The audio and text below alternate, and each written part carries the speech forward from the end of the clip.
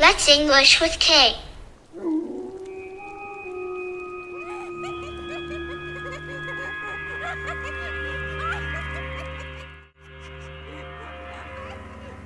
Halloween is among the oldest traditions in the world, as it touches on an essential element of the human condition, the relationship between the living and the dead.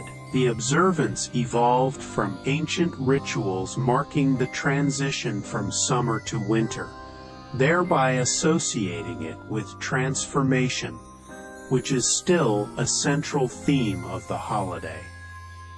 Every recorded civilization has created some form of ritual observance, focused on what happens to people when they die, where they go, and how the living should best honor those who have passed, or respond to the dead who seem unwilling or unable to move on.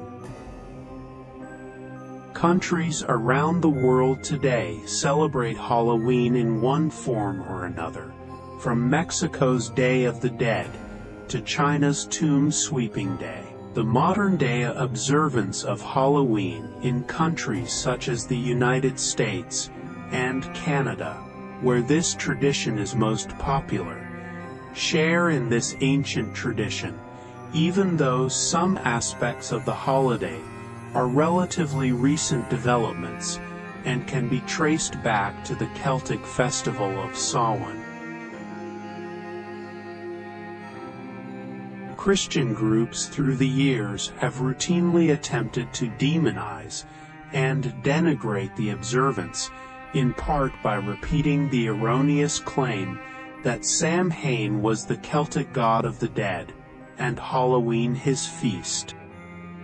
It was actually the Church itself, however, which preserved the Samhain tradition in the West by Christianizing it in the 9th century, setting the course for a pagan Northern European religious tradition's transformation into a worldwide secular holiday, which has become the most popular and commercially lucrative of the year, second only to Christmas. Halloween traditions in the West date back thousands of years to the festival of Samhain, pronounced Samhain, Samhain or Samhain, the Celtic New Year's festival. The name means summer's end, and the festival marked the close of the harvest season and the coming of winter. The Celts believed that the veil between the worlds of the living and the dead was thinnest at this time, and so the dead could return and walk where they had before. Further, those who had died in the past year, and who, for one reason or another, had not yet moved on, could do so at this time, and might interact with the living in saying goodbye. Departed loved ones were expected and welcomed, and the practice of setting out favorite foods for the dead may have originated as early as 2,000 years ago, though this is unclear. But many other kinds of spirits, some which never had human form, could also appear. Elves, fairies, the wee folk, sprites, and dark energies were just as likely to pay a visit as those one longed to see again one last time. How long ago these rituals were included in the observance of Samhain is unknown, but some form of them were probably in place by the time Christianity came to Ireland in the 5th century. The hill of Tilachta, Hill of the Ward, in County Meath, was the site of the bonfire lighted on, or around the 31st of October, signaling the beginning of Samhain festivities, when it was answered by the much more prominent fire from the Neolithic site of the Hill of Tara across from it. Archaeologists from University College Dublin have dated the excavated earthworks to 200 CE, but note these are only the latest developments at a site first used for ceremonial fires over 2,000 years ago. The Christianization of pagan symbols, temples, festivals, legends, and religious iconography is well established and applies to the Samhain festival, as well as many others. Pope Boniface IV had set the 13th of May as All Saints' Day, All Hallows' Day, a feast day to celebrate those saints who did not have a day of their own, in the 7th century, when he consecrated the great pagan temple of the Pantheon in Rome to Saint Mary and Christian martyrs. But in the 8th century, Pope Gregory III moved the date of the feast to the 1st of November. Prior to Christianization, the 13th of May had been the last day of the Roman festival of Lemuria, which ran 9/11, the 13th of May, dedicated to placating the angry or restless dead. The festival developed from a pair of observances held earlier in the year, Parentalia, which honored the spirits of one's ancestors, the 13th to the 21st of February, and Feralia, which honored the spirits of loved ones lost the 21st of February. On Feralia, the living were obligated to remember and visit the graves of the dead, and leave them gifts in the form of grains, salt, bread soaked in wine, and wreaths, accompanied by violet petals.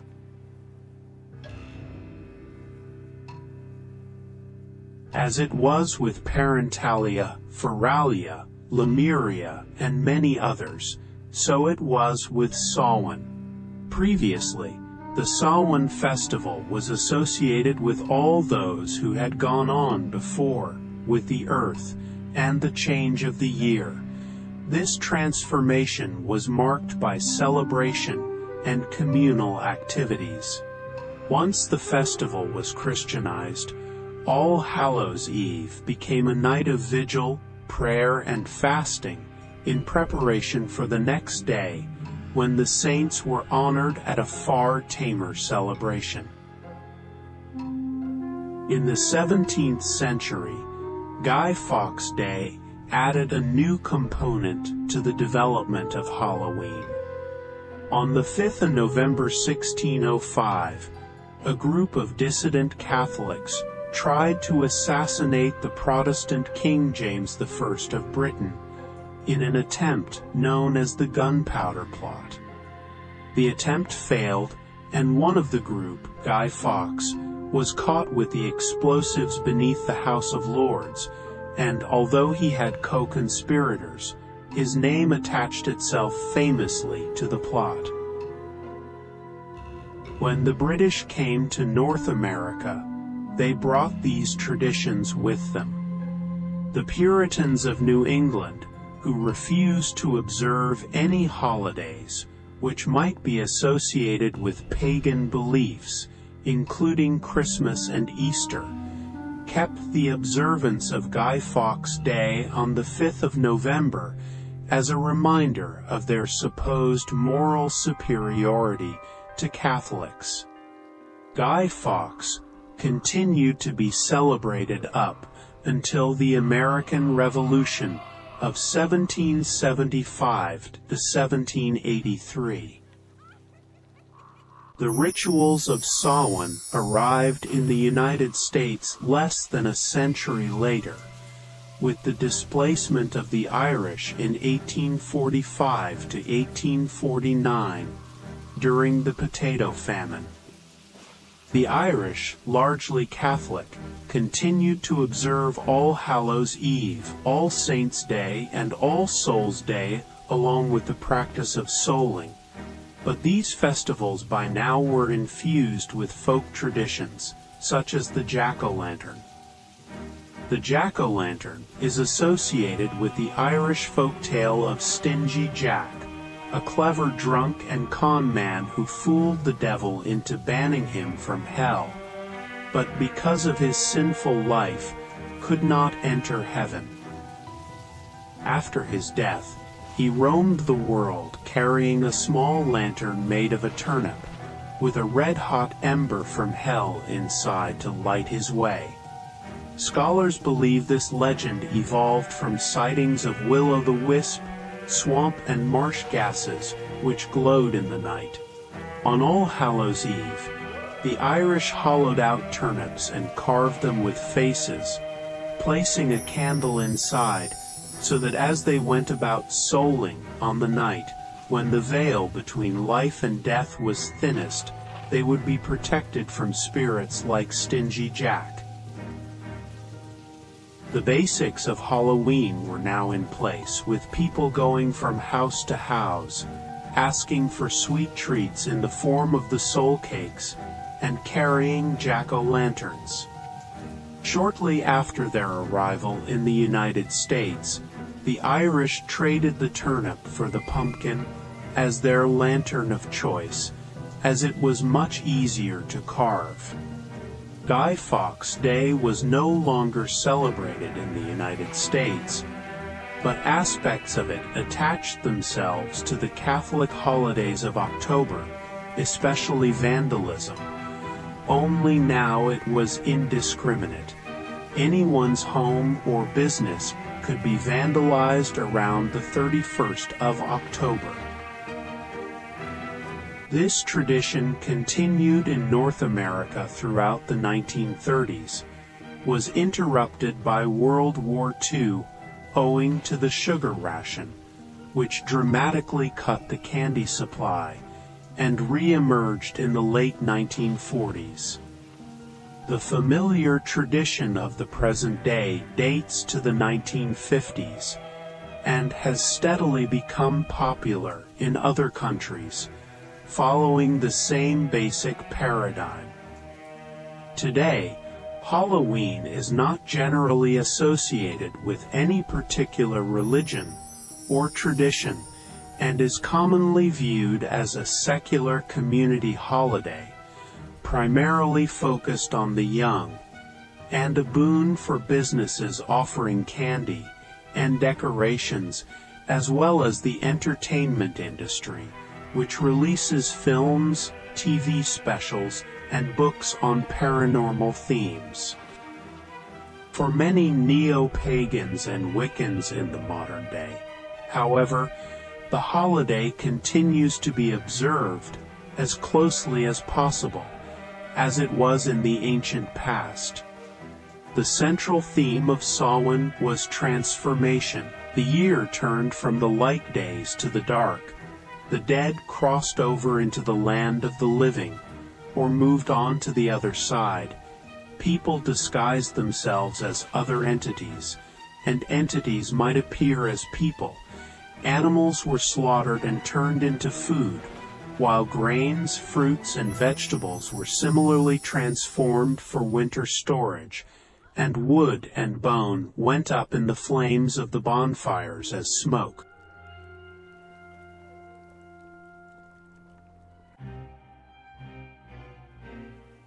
Transformation is still central to the observance of Halloween.